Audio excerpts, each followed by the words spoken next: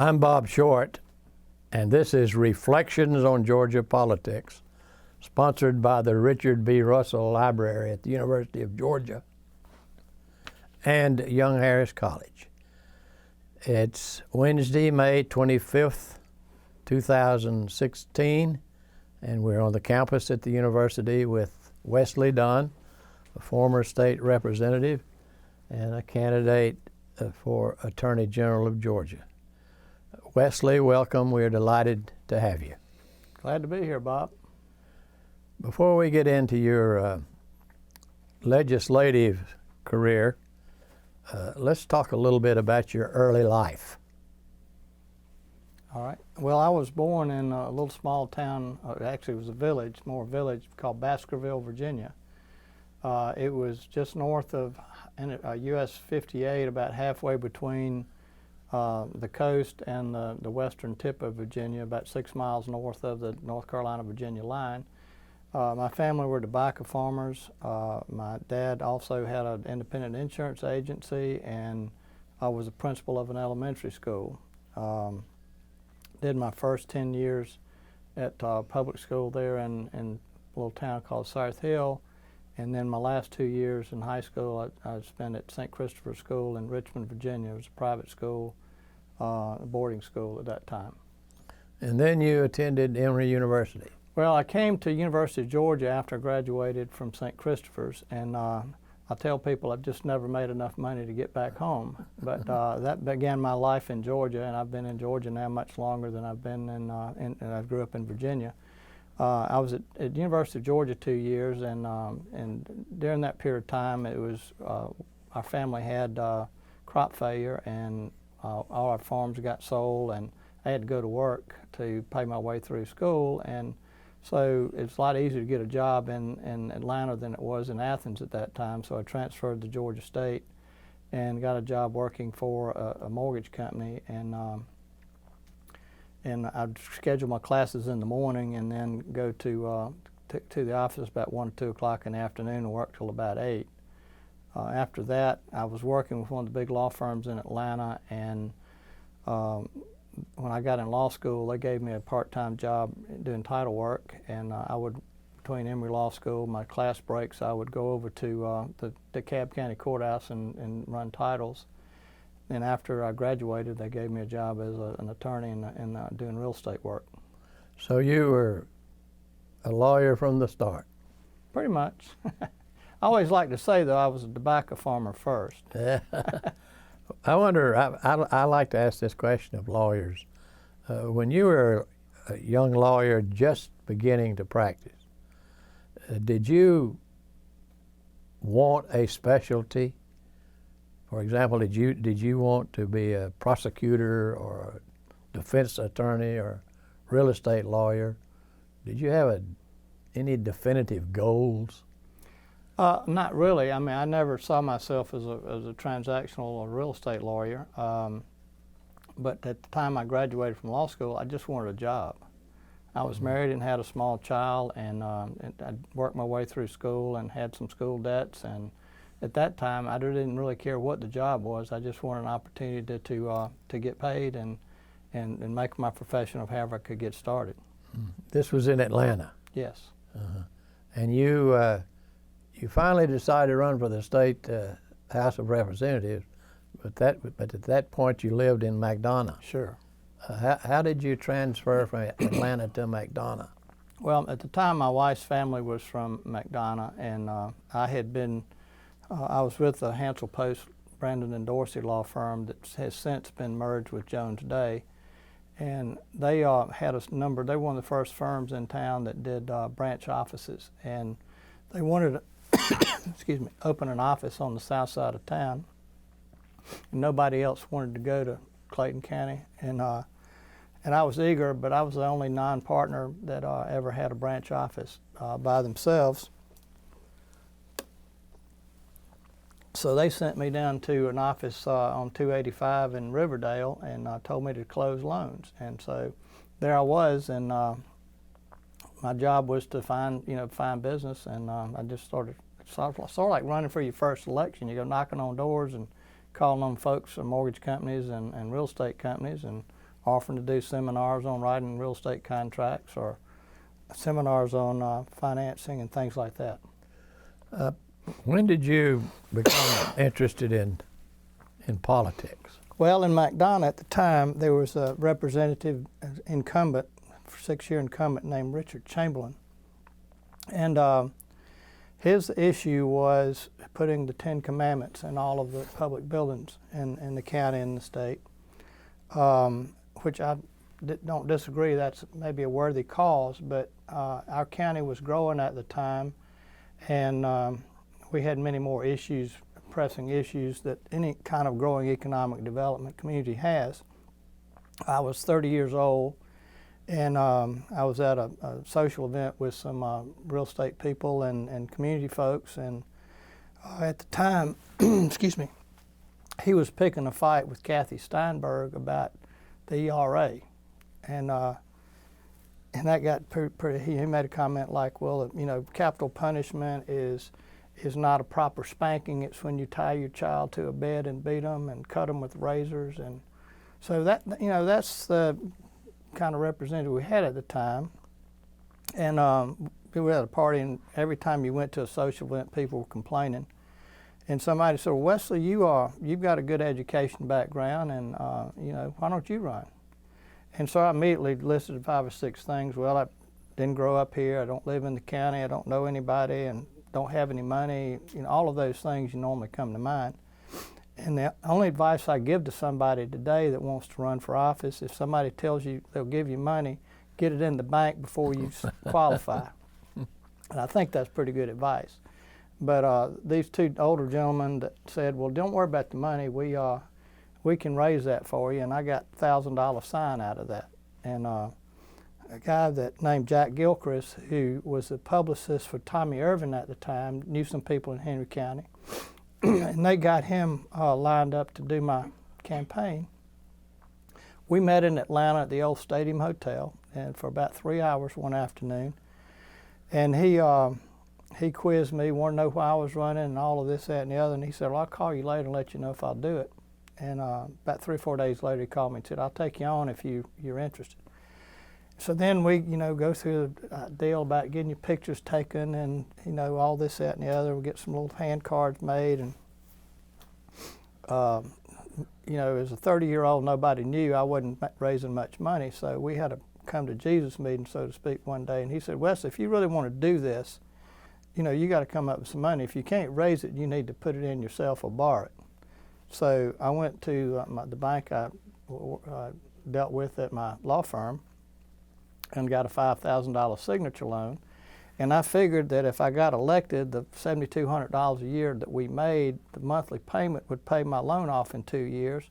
So at that point in time, I had to win. I was switching law firms right before that campaign, and one of my requirements, or one of the deals I made in my contract, was they'd give me time off to run and time off to serve if I was elected. So I took 60 days that summer, and I think I had my shoes that I campaigned in resold 3 times. Lost 30 pounds, and I won the primary with 68%, and then the general election was 63%. It was different back then. Yeah, it was. You had to knock on doors and look people in the eye. In the smaller communities, you still do. Yeah. So you know, those days. One of the, I guess, stories, the first day I went out campaigning, Herman Talmadge had gotten beaten in 1980, and he lived in Henry County. So when Jack told me to go campaign, you know, knock on doors, I looked at the map of the district, and there was this concentrated subdivision right down in the southwest corner around Hampton, Lake Talmadge. And it had about 150, 200 houses there, so I said, okay, that's a good place to start. I'll get rid of my fears and all that. I'll go here first. And so I made a U around the lake. I had 2 streets, one on the outside and one just on the inside of the lake. And I said, okay, I can park my truck there, and I can go down that street, and then come back this street, and then I can go down that street, and then this street, and by that time it'll be dark, and I'll go home. And so I did, and I had this little door hanger, and I had a card that had my picture on it, and we actually had to get somebody to sketch my picture so it would look older. And my first card was a tan with brown print, and it was a sketch of me that made it look like I had a little white in my hair. And then on the back side, we had two high schools, and we had the football schedule for both high schools, and then opened it up, and it was a little brief biographical sketch. So the very last door I knocked on, and after doing 3 or 4 hours of this, you know, I'd knock on the door, and people had screen doors, and the door would open, and by this time it was automatic. My hand would go out, and if anybody was there, you know, I'd shake their hand and say, "Hi, I'm Wesley Dunn. I'm running for state representative, and I appreciate you voting for me." If they wanted to say anything to me, you know, I'd talk to them, but most people just said thank you. I'd give them a little card and go on. If they weren't there, I'd hang my door hanger on it, had similar information. So the very last door I was on, and I'm tired by this time, and I've knocked on the door, and the inner door opens up, and then I see the screen, somebody in the silhouette of the screen, and then the screen door opens up, and I got my hand out, and it's Herman Talmadge in a bright orange jumpsuit, and my mouth drops open rather than saying hi, and he grabs my hand and said, "Hi, I'm Herman Talmadge." And I said, "Yes, sir, Senator, I know who you are. I just forgot who I was for a minute."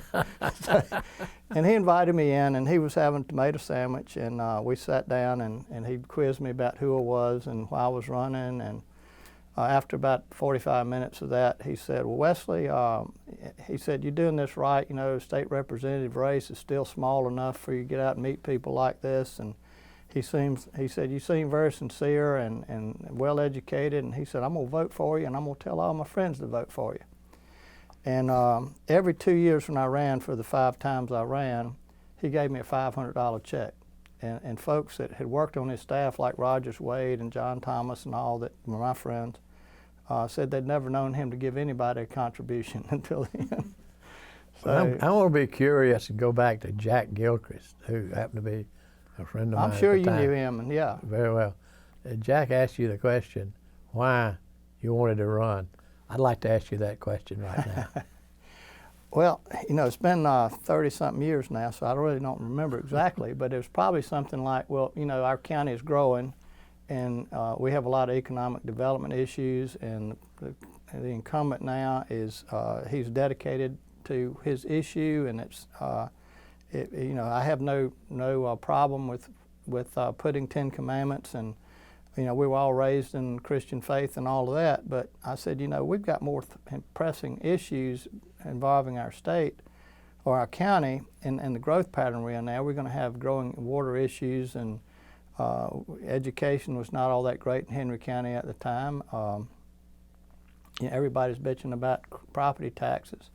And I just said, you know, I've got the energy, I think I've got some potential, and I just want to do something to help the community I live in.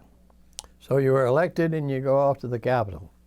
What was it like being a freshman legislator?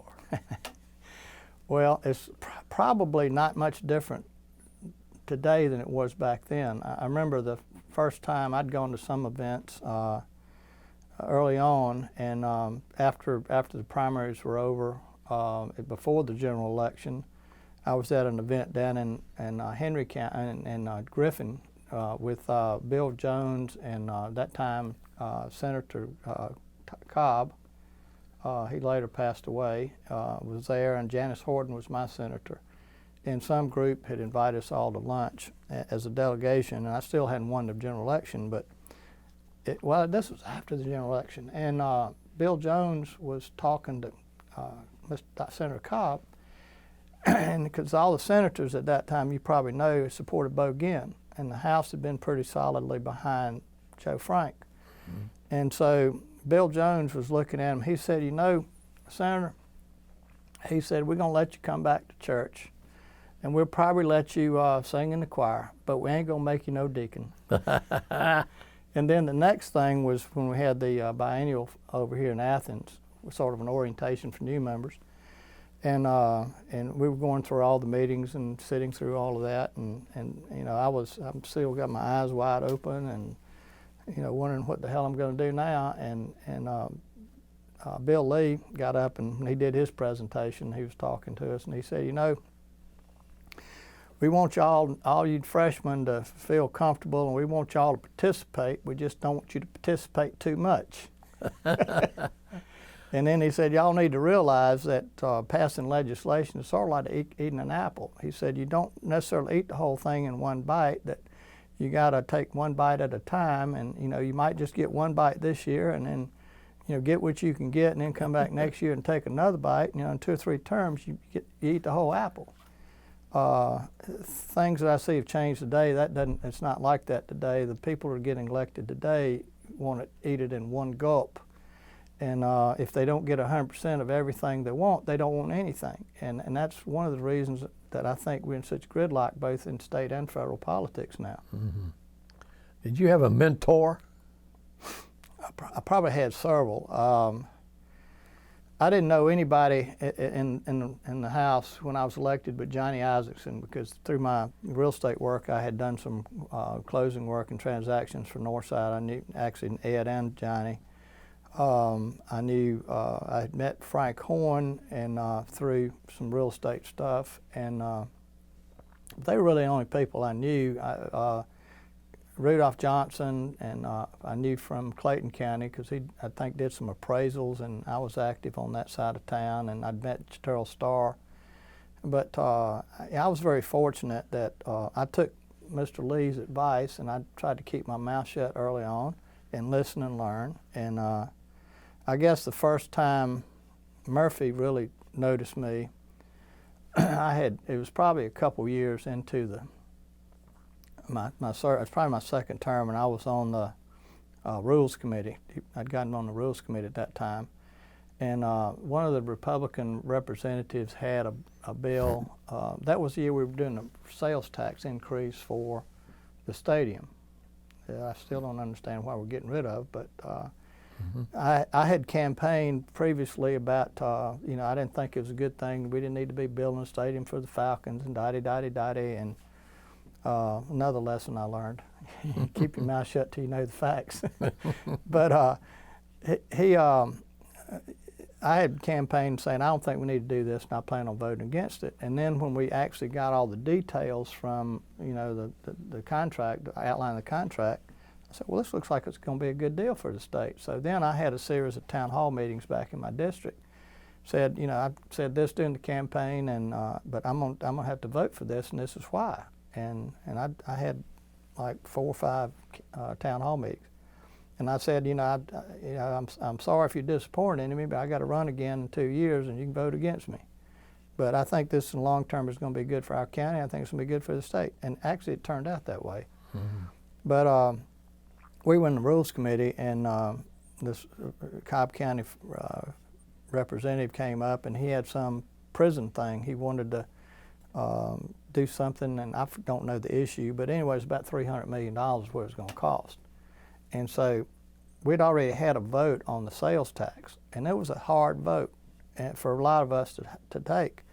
And pretty much this is one of the few party line votes we'd ever had, but pretty much the Republicans at that time voted against it and got up and railed in the well about it, and made those of us that bit the bullet and decided to do it look like we're big spenders and all of that. And I think you'll agree, because you were around at that time, that the House and the Senate under Miller and Murphy's control were probably the most physically conservative people that we've ever had running the different bodies in our state. And I was fortunate to serve, during the time both of them were there. But I had the numbers and all, and I've said, Representative, do you know how much this is going to cost? And he said, well, I think it's a couple $100 million. And I said, well, we've got the figure here. It's like on the paper here, it says it's going to be $300 million. And he said, well, that sounds about right. And he said, I said, do you have any idea where we're going to get that money? And he said, well, we can cut out the waste, and we can do this and that and the other. And I said, would you agree that one of the places we could have gotten some money is through that sales tax increase? And he said, probably so. And then I said, well, I pulled out the vote, and I said, well, I got the vote right here, and I see you voted against that. And he said, that's right. And I said, well, Representative, if you can't help us raise the money, I don't want to help you spend it. And Murphy heard about that, and he called me in his office later that day, and he said, "Son, you did a good job at that today." And after that, we developed a close bond and friendship, and I love him like a daddy. I mean, he was always good to me. He brought me along quickly, and as far as committee assignments, I got to be chairman of the insurance committee after 8 years, which at that time was taking most people 14 years, 16 years. It was all on seniority back then, rather than today it's all on how much money you can raise, for the party. So a lot of changes there, but. Tom Murphy received a lot of criticism for some of his actions, but actually most of his decisions benefited Georgia, don't you think? Oh, absolutely agree. Mr. Murphy, his heart was at doing the best for Georgia. He was probably one of the most selfless people. And I know, he and Lieutenant Governor Miller and then Governor Miller kind of were at each other's throats most of the time. And I'm not so sure. You're closer to Zell than I am, but I'm not so sure that some of that wasn't just for show, because I think deep down both of them had a deep respect for each other. And at the end of the day, both of them usually worked out a solution between the two bodies that worked in the best interest of the state. Some people think that feud, if you want to call it that, actually benefited the legislation, the quality of legislation, because it made the members think about what they were doing. Absolutely, and we've been around the Capitol since I left office, in my lobbying business. But the changes today, that from then, everybody's got to be in lockstep. The biggest change and the biggest fault I have in the new leadership since I've left office is back in the time I served, we had absolute right to debate, and if you had a bill and it took you all day to present it on the floor and debate it, you had one bill that day. Today, there are 4 different levels of how bills can come to the floor. You can't amend anything on the floor. I penned out 50 or 60 amendments while the debate was going on and turned in the slip. And you tell people that today, and they look at you like, huh? But the first thing that happened, all the rules got changed in the House and the Senate to pretty much follow what they do in Congress.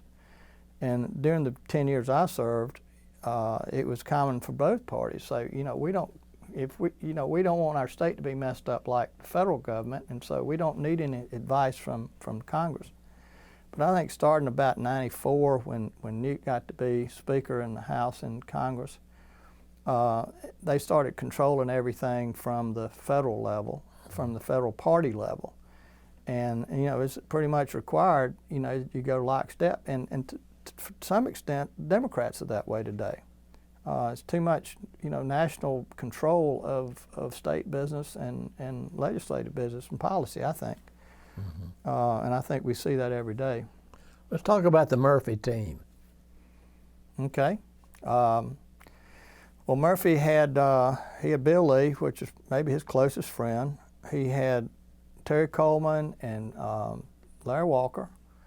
The whip really we've had different whips then, but the whip was really not quite, except for Denmark Groover. Denmark Groover was whip after Russell left. And he was very influential in what went on with leadership. And then depending on the issue, all the chairmen Murphy was close to, people like Jerry Jackson on motor vehicles, and most of the chairmen at that time were very senior. They'd served 20, 30 years. It was a very cliquish group. Most of the people I served with were people that were very influential in their communities. They were older, I being one of the exceptions. Phil Foster was younger than I was. He came in the same time, but his daddy had been in office. Daddy's uncle, or his uncle one, but Shorty. Shorty? He was in the Senate. I don't remember if that was his daddy or his uncle, but most everybody had grown up and been very, very much involved in community leadership before they were elected. been on county commissions, school boards, and then went up to the legislative office.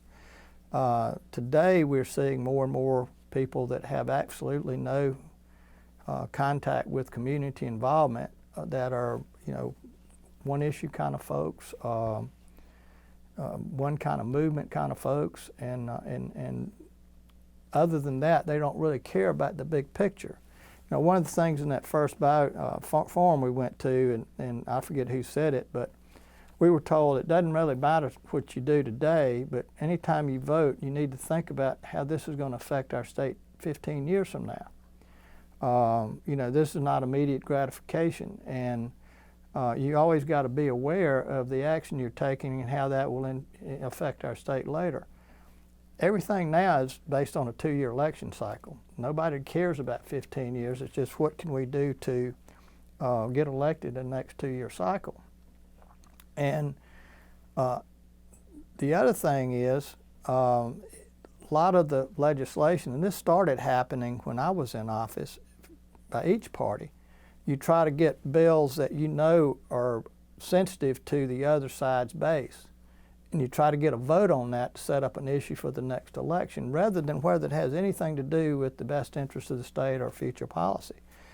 And so that's a big change I've seen since I've been out of office. But Murphy, everybody talks about how Murphy ruled with such an iron fist and was such dictatorial. And that was not the case. I think any of those of us that served during his time would agree with. I can name a couple of times when I was very much in opposition to what he wanted when I was chairman of insurance. And one occasion was I was actually offered the bill that repealed no fault.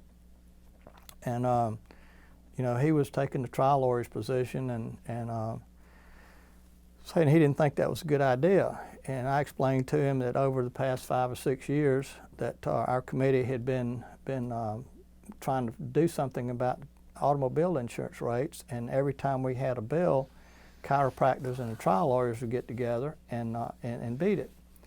And I said, we've tried everything, and the no fault, all that does is provide $10,000 for an unscrupulous lawyer. I said, good lawyers don't do this, but you've got a lot of lawyers out there starving and a lot of chiropractors, and they'll get together and the lawyer will send the so-called injury victim to a chiropractor and run up $10,000. Everybody's going to court anyway.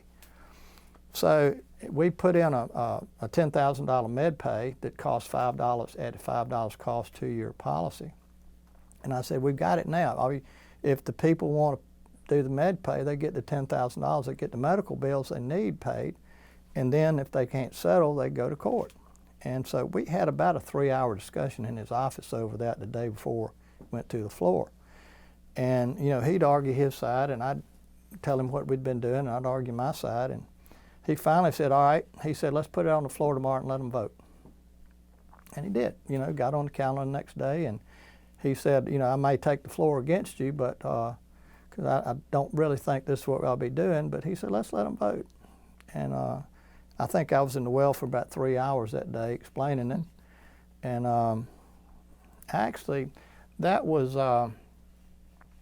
Zell's.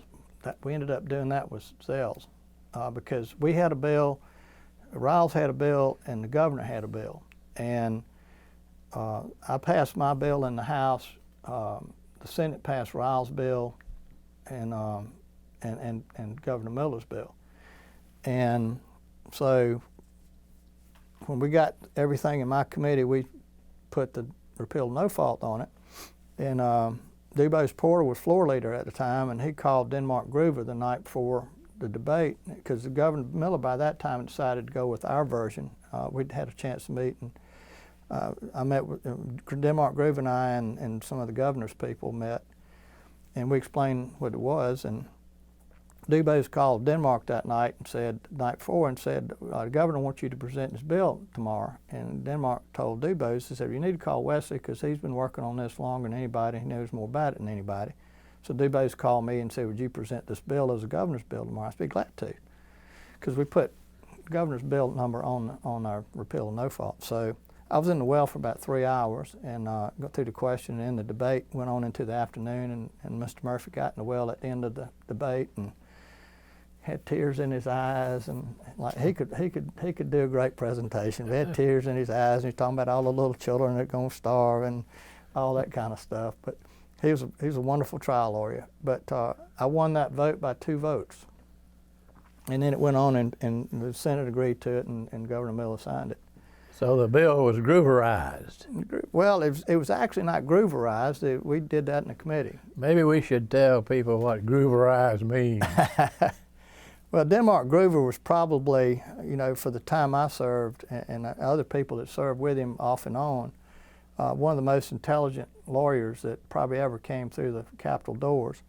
And he had an uncanny knack for looking at a piece of legislation and picking out the flaws immediately. And I'm not so sure he didn't put some trapdoors in there for trial lawyers too from time to time. But it got so funny that he would amend a lot of bills, and most of them went through, and so it got Denmark Groover amending bills got to be called grooverizing a bill.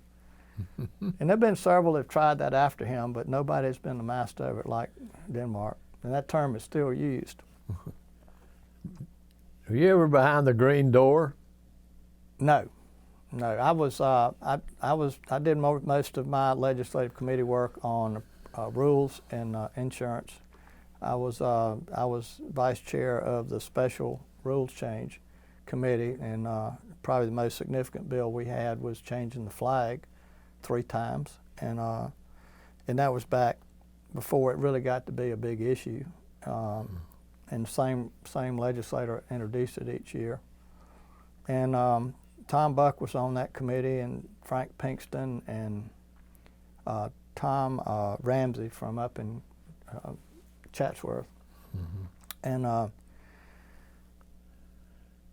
Tom Buck would say to this representative, now, do you know the issues, right? And he said, yeah. And he said, do you really want us to vote on this, or are you just happy that you got a hearing today? And he said, well, I'm glad y'all met and had a hearing, and I know this is not going to pass, and I'm not going to, make any big stink about it. So that's kind of the way that was handled at that time.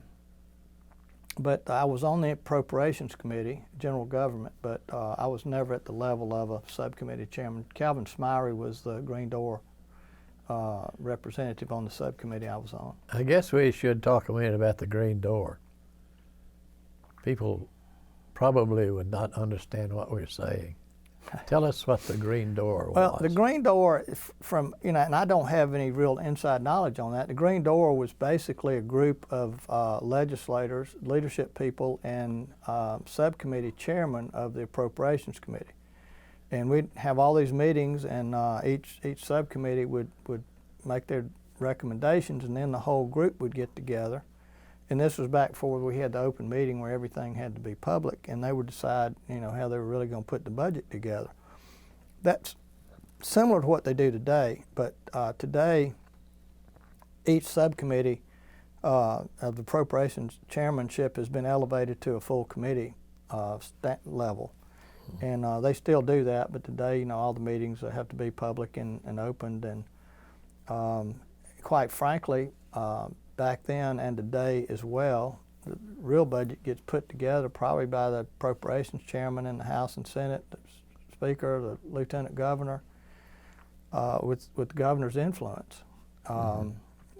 It's a lot tighter process, and a lot of the openness and the multitudes of meetings and hearings and all are more for show than finally putting the numbers down, and as well But the budget is seldom passed before the last day of the session.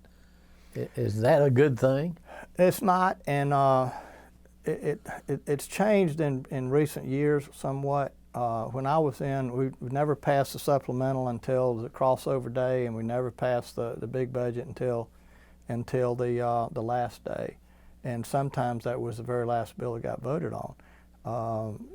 When I served, the budget was used sort of as a bargaining chip, I think, on other issues, and it's not so much used as a bargaining chip on other issues today as it used to be, but there are always bills out there that are held back until the last minute to try to get one side to yield or change from the other. Well, you served with two governors. Joe Frank and Zell. Joe Frank and Zell. Tell us about them. What was your relationship with Joe Frank?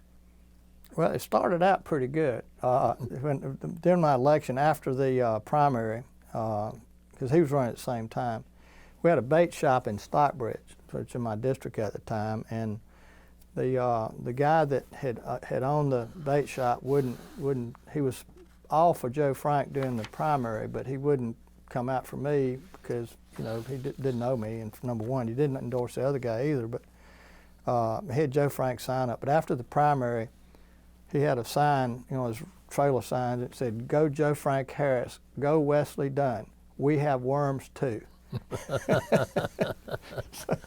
But I got along fine with Joe Frank. My first term, I guess we had we were doing the ag center, Agorama down in Perry's where it got put. But Governor Harris came out with this big announcement that he was putting this blue ribbon commission together to look at the best sites and evaluate where that should go. Well, pretty much everybody knew it was going to be in Perry because Larry Walker was the floor leader at the time, and they sat together before he got to be governor, and they were best friends. And so people in my county came to me and said, we want to put in for that, and we want you to help us. And this is like my first month. And I said, okay, I'll do what I can, but let me tell y'all what the facts are. And this is going to go to Perry, Georgia. And I explained the relationships. But no, the governor said we're going to do this. The governor said we're going to do this. I said, okay, well, let's put our proposal together, and I'll do the best I can in Atlanta to help you. And so Henry County got narrowed down to Henry County, Macon, and Perry. And Henry County was rated number one by this Blue Ribbon Commission about most logical, best place to put it. And Perry was third. Macon was second, Perry was third. And then, a month later or so, Perry got awarded it. So I had a problem with that as a young man, but I got a little hot under the collar about that, and I said, this has been a monumental waste of time. Everybody knew it was going to go to Perry.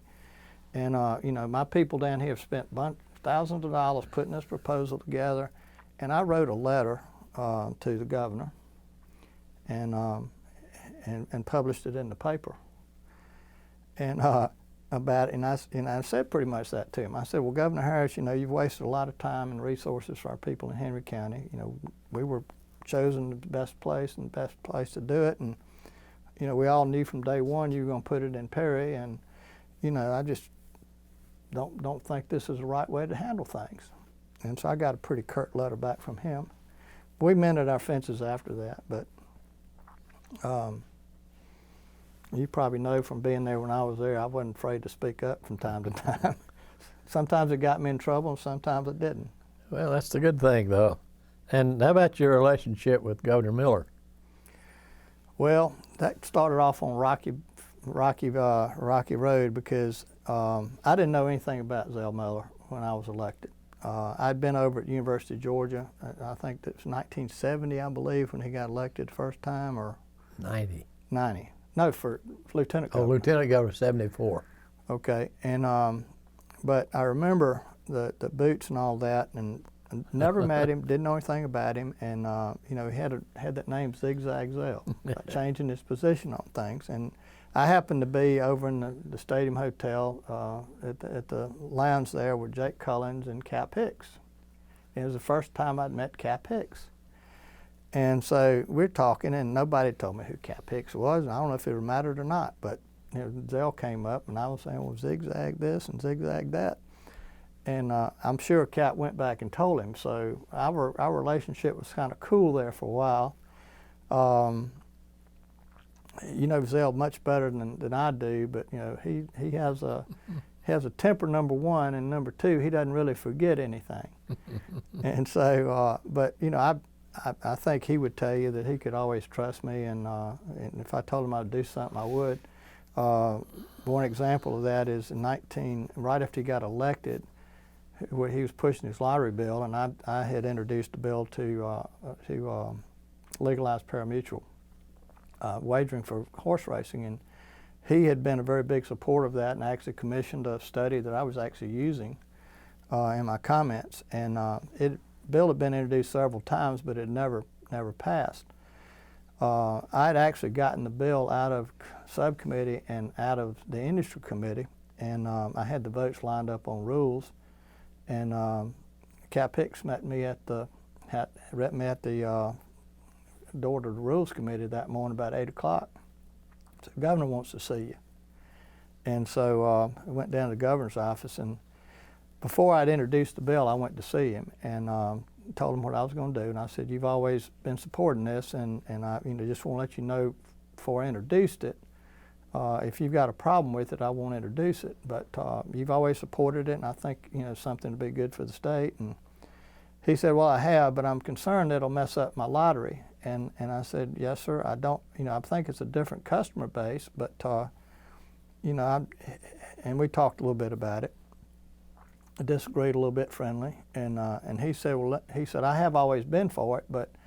He said, "Make me maybe a promise. Can I have your word that if I ever say that your pari-mutuel bill is interfering with my lottery bill, you will withdraw?" And I said, "Well, absolutely, Governor. I mean, you can veto the bill. I'm not going to put my colleagues through a vote if you plan to veto it. So yes, you have my word." And so that morning he said, "Wesley," he said, "your bill is interfering with my lottery bill." And of course, I spoke up and said, "Well, I don't, I disagree, Governor," and told him why. And he said, well, he gave me some reasons on the other side. And finally, he just looked at me. He said, "Do you remember when we talked early in the session?" I said, "Yes, sir." He said, "You told me that if I ever said it was messing up my lottery, that you would withdraw." And I said, "Yes, sir, I did. It's messing up my lottery." I said, "I understand, Governor." And that's the last we heard out of that bill. So, and his lottery bill went on and passed, of course. Yeah. Did you support his lottery bill? I honestly don't remember. I'd have to go back and look at the vote. I had some trouble with it at home, and I really don't know if I've actually voted for it or not. I would like to think I did, but I'm not positive. Were you surprised that it passed? Not really, no. It was a bold thing to do at the time, and but I think people like that in leaders. I think they like you to take bold steps and do, a lot of the opposition to things like the lottery and pari-mutuel wagering, casino. It's ludicrous to think that people aren't doing that. You can go on the internet today and place a bet on any sporting event, any racing event. You can go to Cherokee. It takes you a couple hours from Atlanta to get up there and play casino games. We're just losing the revenue on all that stuff. The way that things are controlled, you hear all of the arguing about it's organized crime this and organized crime that, and it's going to lead to people, becoming addicted to gambling, and they're going to leave the families, and children not going to be able to eat. The people can do all that now that they want to do it. And so I think if you have the right regulations in place and monitor it and to keep an eye on it, then you can have these things and have a revenue base that really benefits the state. Same thing going on right now. We're involved in representing a client with medical marijuana. A farmer in South Georgia wants to cultivate it. He nor anybody in his family has ever used it. Recreational, but he sees this as a way to make money, and we've met a lot of people that it's really helped and changed their lives from the conditions that it's beneficial to. And recently the House of Representatives in Washington has approved use of medical marijuana to treat veterans in the veterans hospitals. So, but then on the other hand, they say, well, it's a controlled substance Schedule 1, which basically says it has no medical benefit. And so it's a lot of hypocrisy in all of that. But there's a whole lot of evidence that says it's not a gateway drug, it's not going to lead to addiction, and there's a lot of studies now that show that it's actually can help people that are addicted to the opioid drugs, from the addiction, from a pain standpoint. So, but those things are hard to change. You've been around long enough to know people's attitudes and for whatever preconceived prejudices they have about right and wrong and religious beliefs and things like that. You can pretty much take any side of an issue and justify it in the Bible some way or another.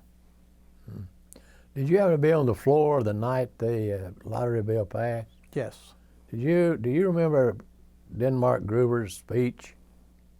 I don't know it word for word, but I was there through the whole thing. Yeah. He had this great simile that age and wisdom and whatever you accumulate during life finally sort of fades away, but the people will always gamble. And I remember Governor Miller saying that he thought that statement passed that bill.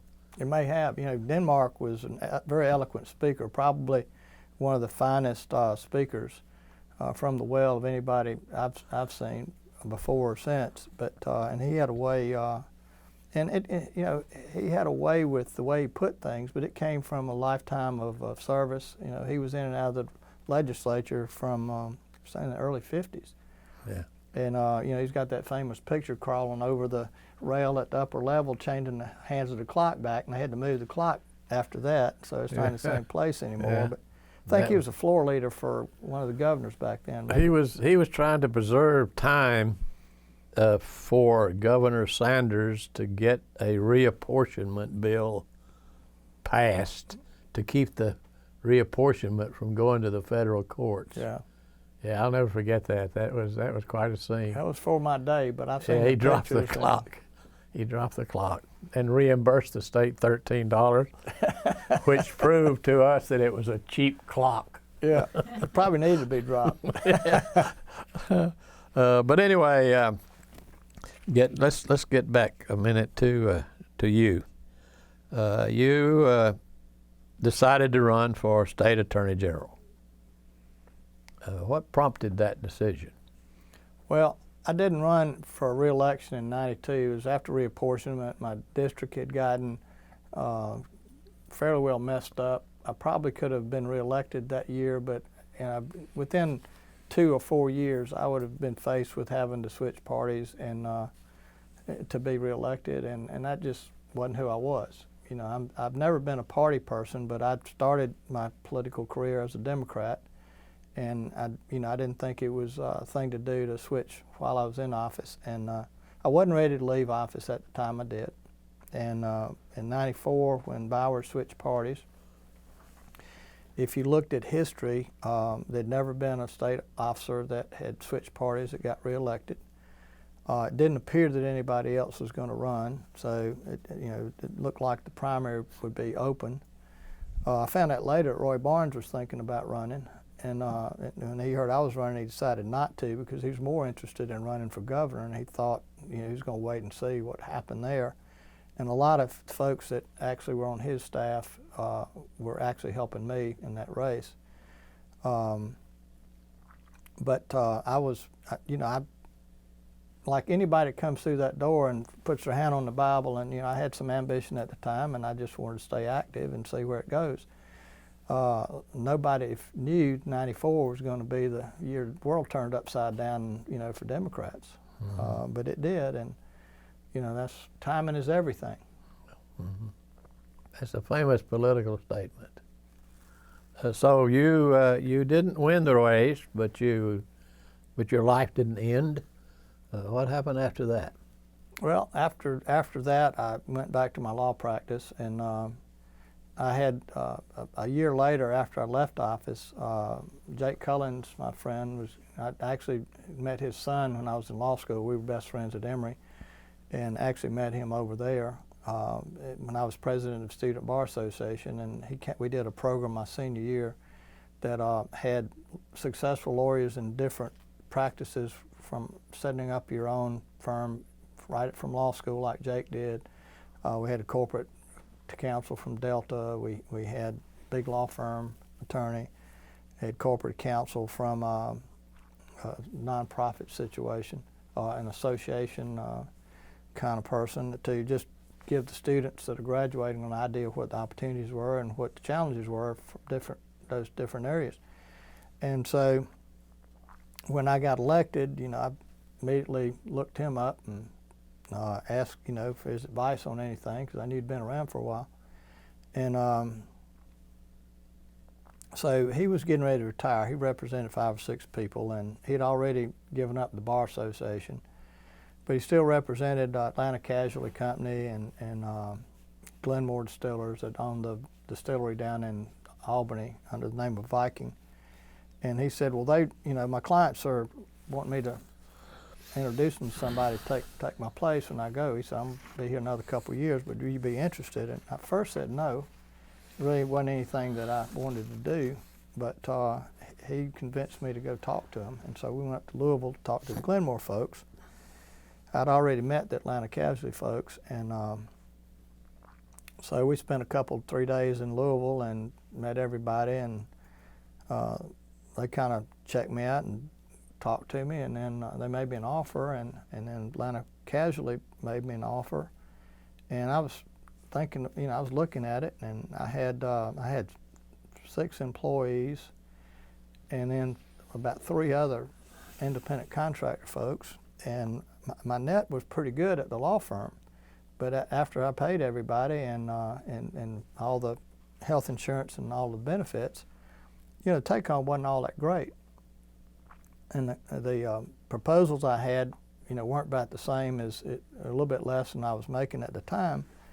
But I said, well, I don't need a big office and I don't need a big staff to do this. And so I decided to give it a chance. And the first couple of years, I kept my office going. And when I was doing a session, I would hire another attorney to come in and cover it. And then when I decided to move on from the transactional stuff, I had a couple of people I contacted. One of them wanted to come to Peachtree City, where my office was at the time, and take it over. And so I stayed there and kept things going until I got all my people placed, so nobody lost their job. Mm-hmm. And then I started lobbying full-time probably about 95. Mm-hmm. Let's go back to your race for a minute. Most people felt that you had the undivided support of Speaker Murphy. Did he help you with your race? He did. He tried to help raise money for me. I think the problem with that race more than anything was just this changing tide. The party, I was sort of served at the beginning, I guess, of the transition. Every 2 years, there were more and more Republicans elected. I think when I was in '82, when I was elected, there were only 29. In '92, when I left, there were about 60.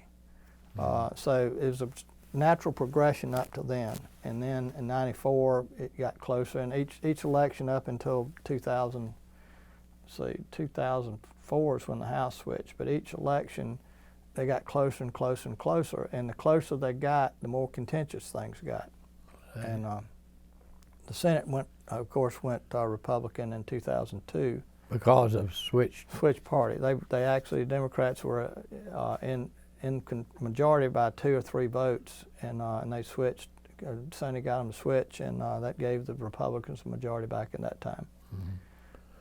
Let's talk a minute about party politics in Georgia. We've seen it go from totally Democratic to totally Republican. Is there one or 2 reasons for that, or is it just because it just sort of matured among an electorate that became more and more disgusted with government? Well, it's a little bit of all of that. And I've got my own personal beliefs, and not many people are willing to say it, but because everybody denies it. But when I first started, it was more, people were there, and it was more of a collegiate atmosphere. People were trying to do something beneficial for their districts. Each year it went by, it got more and more combative between the parties, and a lot of that was coming down from Washington and national office. we've started seeing bills getting introduced to set up a specific vote. And initially that wasn't a problem because they all got voted down. They never got out of committee.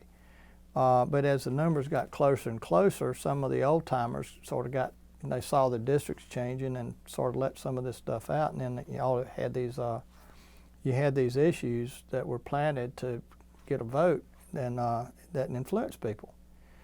And part of it is a national policy. When Lee Atwater did his Southern strategy, when he tried to divide the white working class out.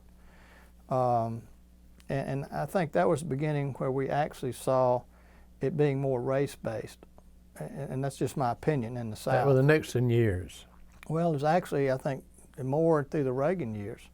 It's what I saw. Now, it may go back to the Nixon years, but that was before my time in Georgia politics. But, you know, and today, if you look at the differences between the parties, there are very few white Democrats in Georgia that are serving in office today. I think if you go back even further, I think Lyndon Johnson said back in the 64, 65, when the Civil Rights Bill said, we've lost the South forever. And that may be when it first started. That's when the seed got planted. But in what I saw through the Reagan years is there's an intentional policy, subtly or not, to go to the blue-collar working class, less educated, hourly working white people.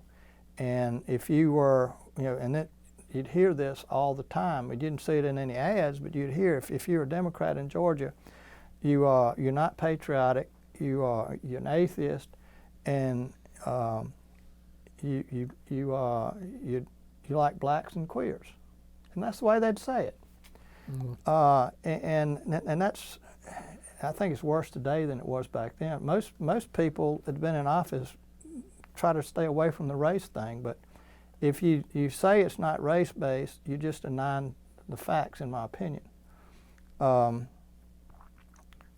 We had contentious issues between races the times I served, but there was usually some compromise between what the minority people wanted that were in office and what the rural Democrats could live with, and then reapportionment has had another thing to do with it. As the parties have become more white and more black through reapportionment, it's made it even more difficult.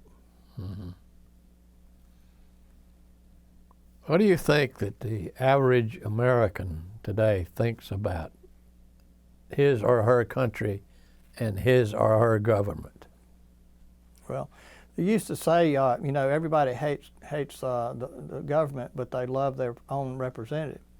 And to a certain extent, that's true. Even today, if you look at the incumbents, I was interested in seeing what was going to happen in the primary yesterday with in the contested primaries.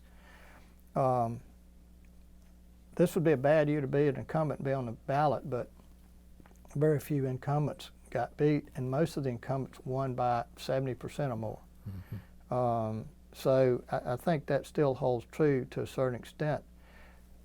Generally, and this me included, government's not working today.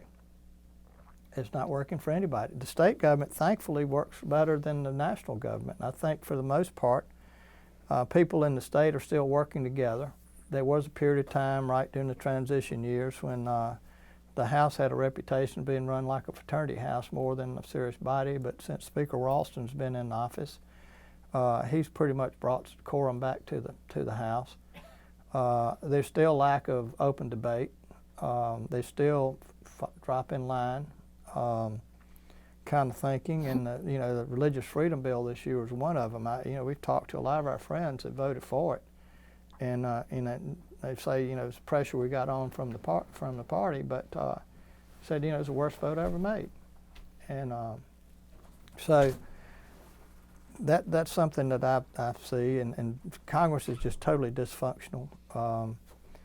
When you start at 8 years ago, whether you like a president or not, when the first night after the election, the leader of the Senate says, my job is to make sure this is a one-term president, that doesn't start off on the right foot. Now, I don't know, our president probably didn't handle that very well in his first meeting when he made the comment, well, I won and you lost, and, elections have consequences. But that's where we are. I mean, that's what and I think it's probably going to be worse after this next presidential election.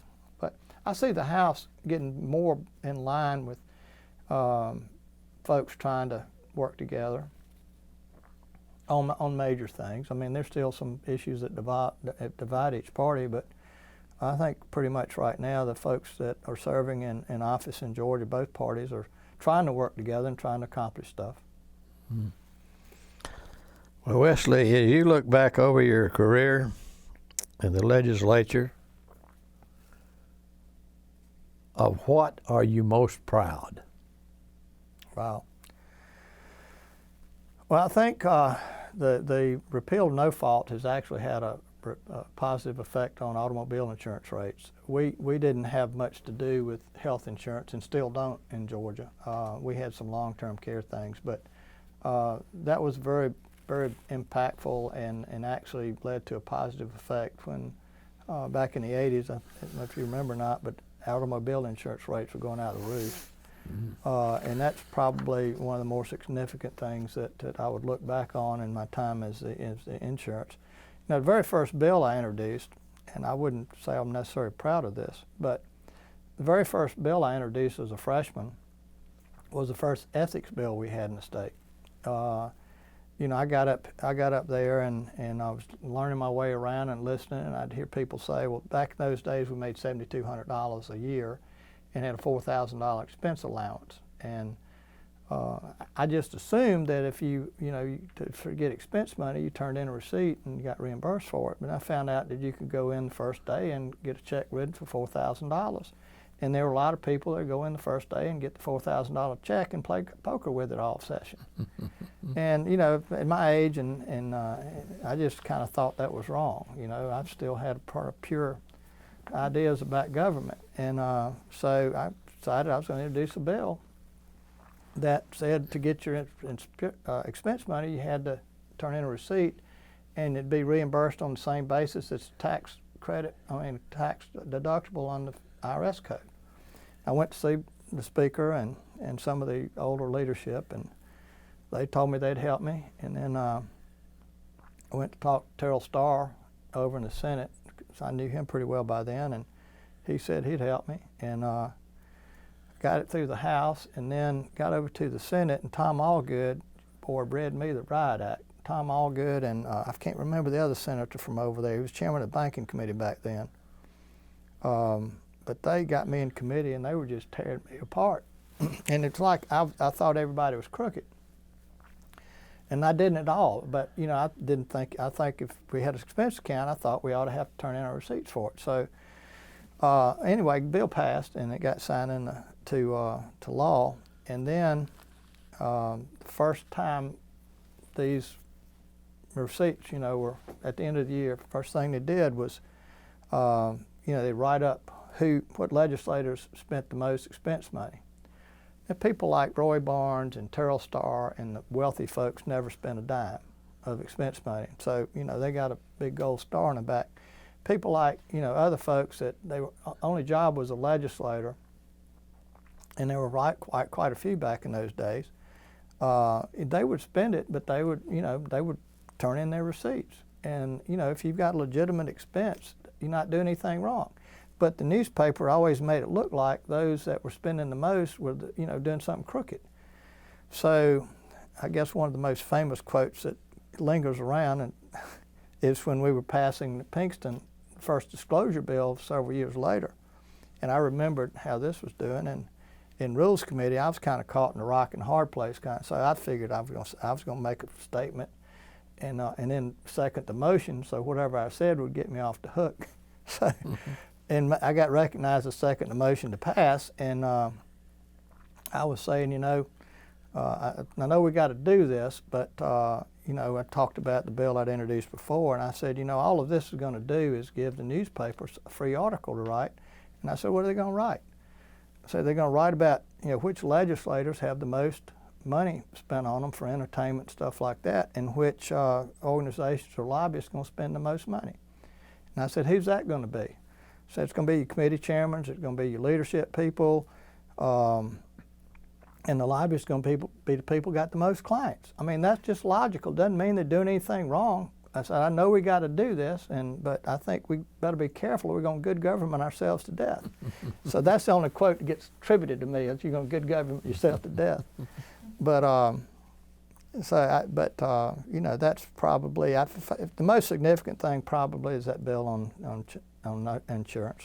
Mm-hmm. Probably had the biggest impact. I was co-sponsor on the first farm winery bill with Bubba McDonald. I was second signer on that.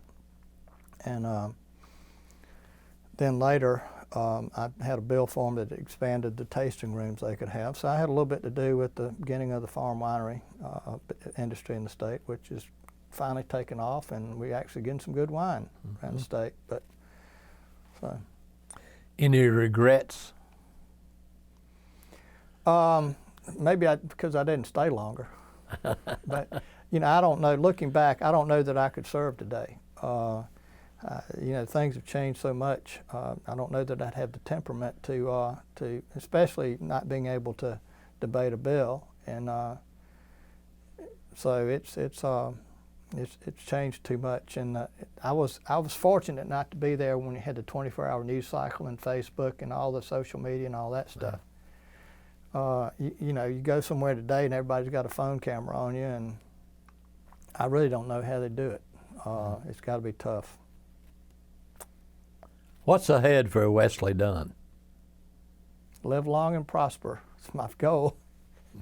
You know, I'm quite content today. You know, my wife and I work together in our lobbying business, and I still do legal work for clients that we represent both ways, and we do stuff in Washington and throughout the Southeast. Actually did a contract for University of Iowa last year on a biomass power project where one of our clients had a biomass that they were going to grow, and they use it to co-fire with coal to power the physical plant to power the university. So we're doing a lot of variety stuff. A lot of stuff we're doing is renewable energy, breaking technology.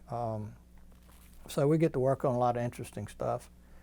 You know, one of the things we're doing now is a controlled environment agriculture project in Haralson County, where they're going to have a 5-acre building that they grow leafy vegetables, lettuces primarily, in a controlled environment. They control the pressure, the humidity, the light, and no pesticides. No, it's grown hydroponically. They can. What the interesting things is they can do in that 5 acres.